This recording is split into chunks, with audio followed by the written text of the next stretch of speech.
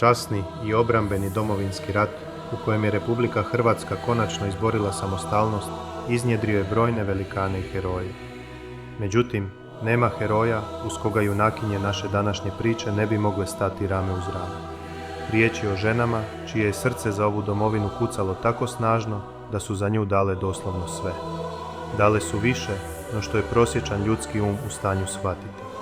Svoje najmilije, svoju djecu, muževe, braću i sestre, svoju cijelu obitelj. Posljedično i cijeli svoj život koji se za njih iz temelja promijenio, stvorivši prazninu koju je punila samo i isključivo jedna stvar. Ljubav prema svom narodu i svojoj domovini. Stoga su ove žene za sada jedine dvije poznate Hrvatice koje su za svoju nesebičnu i potpunu žrtvu dobile ovaj ponosni nadimak. Majka hrabrost.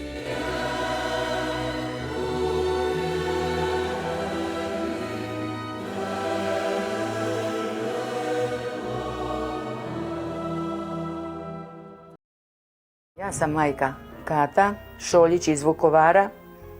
Ja sam odranila 6 djece, 4 sina i 2 kćeri. Kata Šoljić rođena je 23. veljače 1922. u siromašnoj obitelji Tikvić u Donjem Vukšiću pokraj Brčkog u Bosni i Hercegovini. Oca je izgubila kada je imala 13 godina, a nju, sestre i braću nastavila je, mukotrpno živeći, podizati majka. Na početku II. Svjetskog rata udala se za Antu Šoljića iz susjednog sela Ulica i do 1954. rodila 6 djece. Osim rata, suprug Anto prošao je 1945. strahote križnoga puta, s kojega se na sreću vratio živ jer je pokraj Dravograda uspio pobjeći iz kolone smrti. U kalvariji hrvatskoga naroda tijekom i nakon II. Svjetskog rata stradala su sva 4 njezine braće, Ivo, Martin, Ivan i Petar. Majka joj je, prema Katinim riječima, 1946. umrla od tuge, a umrle su joj i 2 sestre. Unatoč svim nedaćama, uz žrtve i odricanja, djecu su, ne kloneći duhom, nastavili stoički podizati i odgajati u katoličkoj vjeri otaca, njegujući u njima svijest o pripadnosti hrvatskom narodu i istinsko rodoljublje. Anto se teško razbolio, a Kata ga je s ljubavlju njegovala do njegove smrti 1981. Od suprugove smrti 1981. do početka Domovinskog rata živi u Vukovaru s kćeri Anom i njezinom obitelji. Nakon početka rata za neovisnost i cjelovitost Hrvatske države, u kojem se Hrvatska branila i borila protiv oružane agresije udruženih velikosrpskih snaga, Kata odlazi u prognanstvo u Bosnu, a u Mađarsku, potom u Zagreb te na Brač. U progonstvu strepi za živote svoje djece, njihove obitelji, najbliže i za sudbinu Vukovara i Vukovaraca. Ja vidim bome se djeca uzbunila, ne može ovo biti ovako, a djeco moja, sine moj, izginit ćete. Prvo sam mati najmlađom rekla, bio je kod mene. Mato, sine, izginit ćete. Mama, pa šta onda? Ko ostane nek živi, izginit, a ne može se ni ovako. I vi sam rekla, Niko došao, zet isto okrenio s njima. Mato veli naš 4 brata i 2 šogora i 5 unuka koji su bili obučeni. Kad krenemo, bit će to sve u redu.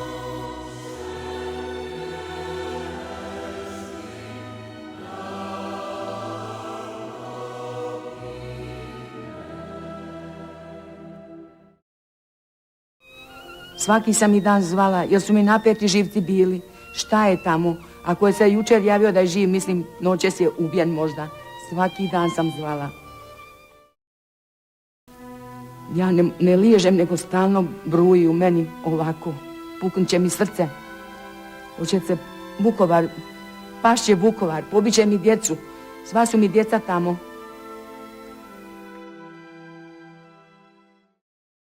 Jedna za drugom dolazile su teške i tužne vijesti. Jedan za drugim stradavaju sva 4 njezinih sinova, pripadnika Hrvatske vojske. Niko, Mio, Ivo i Mato, a uz njih i zet Ivan, ostavljajući za sobom supruge i djecu.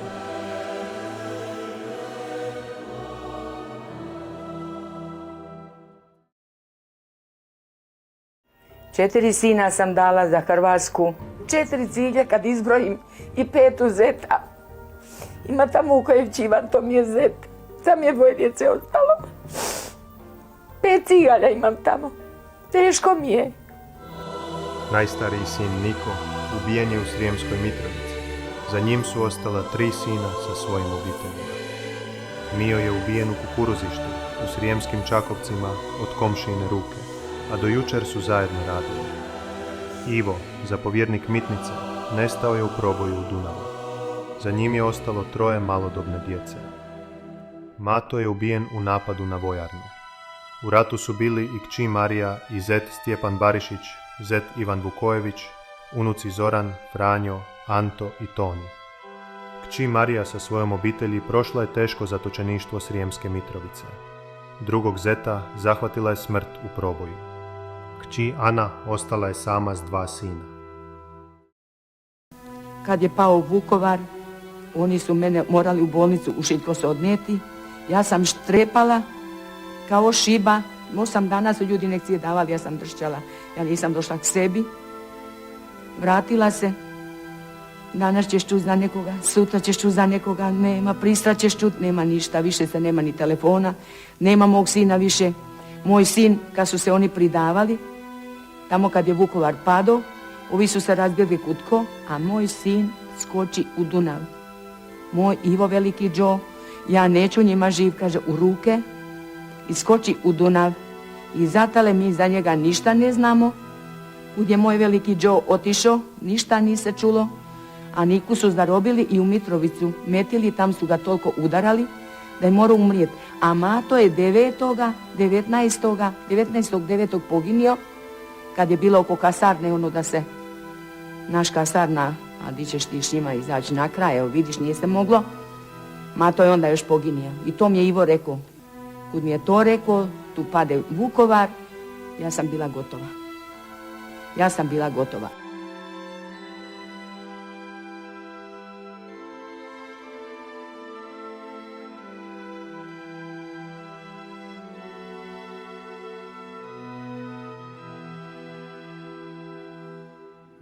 Za Miju još nisam ništa znala. A Mio 20.10. odveden u Sremskim Čakovcima, tam gdje se me nije odranila. Ja nisam znala, dok nisam došla u Zagreb.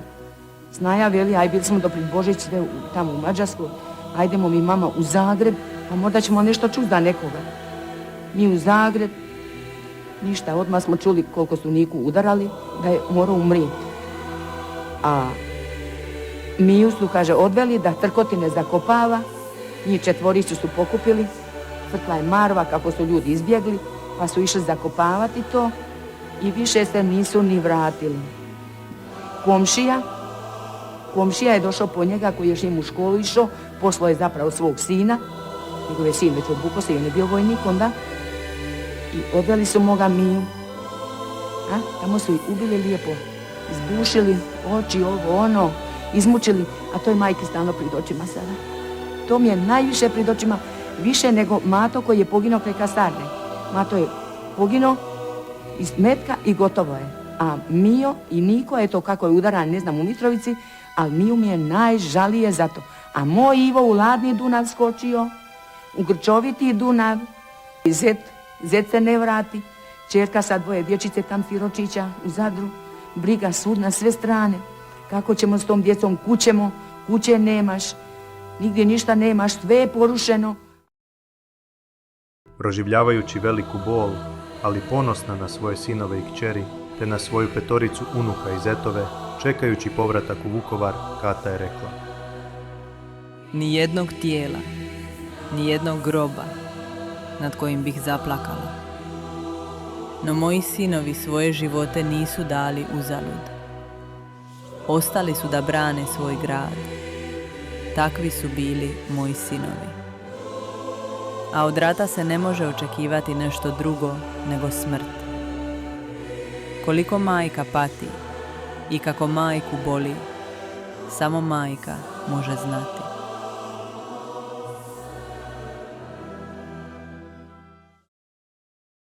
Unatoč boli nije klonula duhom, nego je ustrajno u zajedništvu sa svojim hrvatskim narodom molila krunicu, te neumorno pozivala na hrabrost i vjeru u konačnu slobodu Vukovara i Hrvatske za koju su živote položila sva četvorica njezinih sinova branitelja, boreći se herojski protiv velikosrpske agresije. Našu ružu Hrvatsku i simbol patnje i hrabrosti majki u Domovinskom ratu, dr. Franjo Tuđman odlikovao je redom Danice Hrvatske slikom Katarine Zrinske za osobite zasluge u promicanju moralnih društvenih vrijednosti prigodom Dana državnosti 1995. Udruga branitelja invalida i udovica Domovinskog rata dodijelila joj je 2004. nagradu Junakinja Hrvatskoga Domovinskog rata, a na Majčin dan 2019. park na Zagrebačkoj Trešnjevci dobio je ime po njoj. U čast Kati i njezinim sinovima stradalima za slobodu Vukovara i domovine, Udruga veterana 4. gardijske brigade i Udruga branitelja Oluja Podstrana podiže spomenik u gradskom naselju Mitnica u Vukovaru 17. studenoga 2022. Ja sam Kata Šoljić, Hrvatica, majka iz Vukovara. Rodila sam i odgojila 6 djece, 4 sina i 2 kćeri. Moja 4 sina i zet darovali su svoje živote za slobodu i obranu svoje domovine Hrvatske od srpskog agresora u Domovinskom ratu 1991. godine. Nisam završila nikakvu školu. Jedva se znam potpisati. Život me nije nikada mazio. I stoga sam naučila i još učim najvišu životnu školu, a to je škola ljubavi i žrtve za svoje bližnje i za svoju obitelj. Kazala je jednom prilikom Kata Šoljić, koja je preminula u dubokoj starosti u kliničkoj bolnici Sveti Duh u Zagrebu 8. srpnja 2008. u 86. godini života, a ukopana je na vukovarskom Novom groblju pokraj svoga supruga i 4 njihovih sinova. Počivaj u miru, majko, i neka ti je laka Hrvatska zemlja.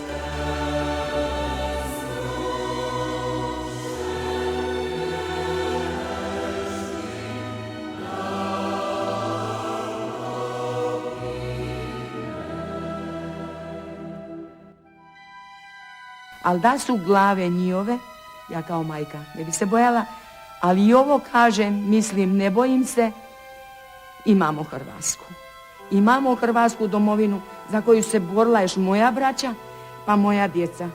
Moji sinovi kažu, mama, uči našu djecu kao naš što si učila.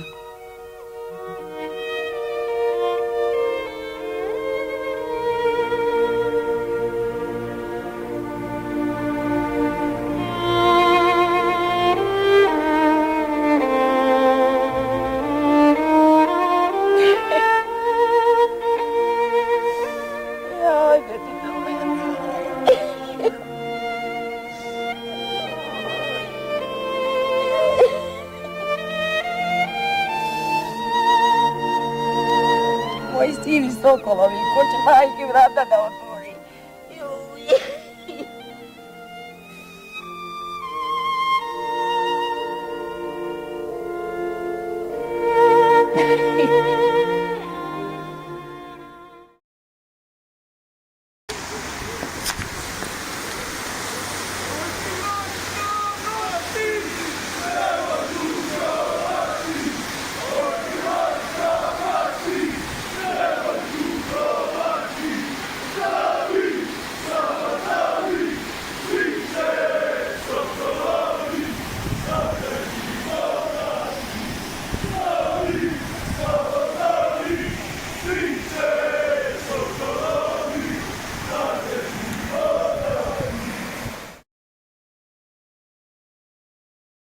Uz gospođu Katu Šoljić, nadimak Majka Hrabrost nosi jedna javnosti manje poznata žena, o kojoj nema toliko dostupnih informacija.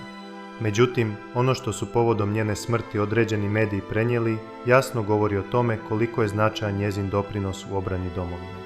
Ona je Ruža Lucić, gunjanska majka Hrabrost, koja je u obranu domovine 1991. godine dala svih svojih 9 sinova. Preživjela je ova žena u svom životu mnogo teških trenutaka, a sve je počelo još 1988. godine kada joj iznenada umro suprug i ostala je sama sa svojih 9 sinova i 1 kćeri. Jedni su drugima pomagali u podizanju najmlađih, a Ruža je obrađivala zemlju, uzgajala stoku i borila se da joj se djeca školuju.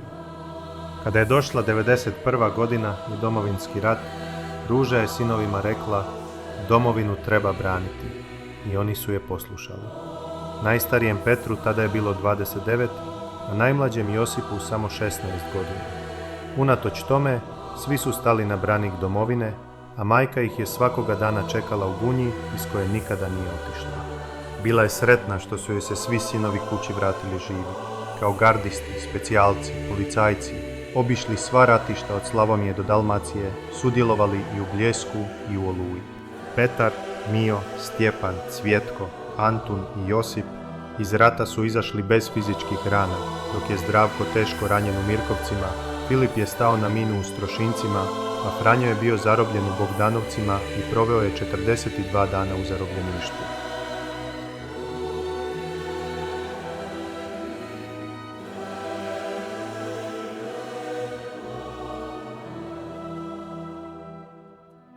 Moji sinovi su se borili za Hrvatsku, a ne za vojne mirovine. Meni je drago da su živi prošli ratišta, a sve drugo će doći na svoje. Govorila je Ruža Lucić. Gospođa Ruža Lucić iz Gunje, majka 9 branitelja, preminula je u 90. godini 6. rujna 2025. u Osječkoj bolnici. Pokopana je 9. rujna na mjesnom groblju u Gunji. Počivala u miru, majko hrabrosti, Ružo Hrvatska. I sve ostale majke, očevi, sinovi i kćeri koji su dali sve što su imali za ovu domovinu, čije priče možda nikada neće biti ispričane, primite neizmjerne zahvale za svoju žrtvu. Ona živi sve dok ima Hrvatske i Hrvata, te u nadi da ste u Božjoj milosti pronašli mir, neka vam laka bude najdraža vam Hrvatska zemlja. Djeco moja, junaci moji, ko će majki vrata da otvori? Nemoj, majko, tužna biti. Hrvatska će ti vrata otvoriti. Hrvatska će s tobom biti. Djeco moja, ko će vaše svjeročiće da odbrani? Ko će staru majku u brod da starani? Majka reče i na zemlju kleče. 4 sina, i zet 5. Tugo moja, svjeročići moji, tužno mi je. Tako. Ovdje u Bolu, na dan godišnjice pada Vukovara kad je bilo, palili smo sveće, tužno nam je bilo svima. I svi smo popalili, i majke koja ima mrtvog nekoga, a i koja nema. Svi su popalili, svima je tužno za Vukovar. Svi žele Vukovar i našu ravnicu. Ali mi najročito ko ima nekog mrtvoga. Ali majka najtužnija, da kažem ja sam. I kako da objasnim. A popalili smo po terasi. Svijeća do svijeće je gorila do 11 sati. Svjetlucalo je kao more sjajno. Tako su gorile svijeće u ovoj našoj lijepoj domovini. I lijepa naša domovina, o junačka zemljo mila, svi će danak tvoj. Nek Hrvatska rabra vojska vrši zavjet svoj. Neka tera smjenu dušmanina s praga djedovskoga. Neka digne staru slavu roda hrvatskoga. I poručujem to svima majkama. Ne dajte se, majke, rabre budite. Molit ćemo se Bogu, Hrvatska će biti uz nas. Tužni jesmo, našu djecu niko namiriti ne može, ali ipak će nam pomoći ublaživat bol. Sa njihovom pomoći, sa njihovom ljubavlju, gledat ćemo nekako. U ime Oca i Sina i Duha Svetog, amen. Molila bi za pokojne duše, za koje se zna i koje se ne zna, i za moje umrle sve, da im se dragi Bog smiluje po svojoj milosti, po mojoj molitvi, i za sve duše u čistilištu, da im izbavi u milost Božju u kraljevstvo nebesko, džibi se oni veselili i radovani. Oče naš koji jesi na nebesima, sveti se ime Tvoje, dođu kraljevstvo Tvoje, budi volja Tvoja, kako na nebu, tako i na zemlji. Kruh naš svak dan i daj nam danas i otpusti nam duge naše, kako mi otpušćamo dužnicima našim, ne uvedi nas u napast, nego izbavi nas od zla. Zdravo Marija, milosti puna, Gospodin s Tobom, blagoslovljena si među ženama, blagoslovljen plod utrobe Tvoj, Isus. Sveta Marijo, Majko Božja, moli se za nas grešnike, sad i na čas Slava Otcu i Sinu i Duhu Svetom, kako bijaše na početku, tako se bila. Pokoj vječni daruj mi, Gospodine, svjetlost vječna neka mi svijetli, milosti Bože, radost